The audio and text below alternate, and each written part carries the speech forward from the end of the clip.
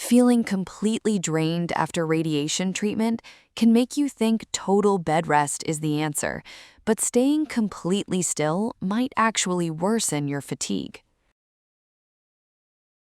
Recovering from radiation requires a delicate balance of gentle movement, targeted nutrition, and smart hydration to help your body rebuild damaged cells. When radiation breaks down target cells, your kidneys need to work overtime to flush out the remaining cellular debris.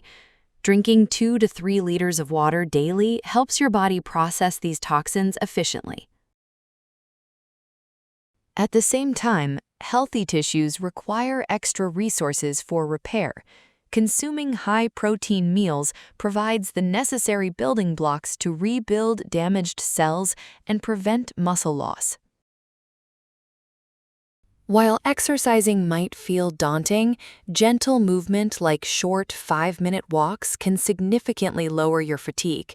Light activity improves blood flow and releases endorphins, giving you a natural energy boost without overexerting your body.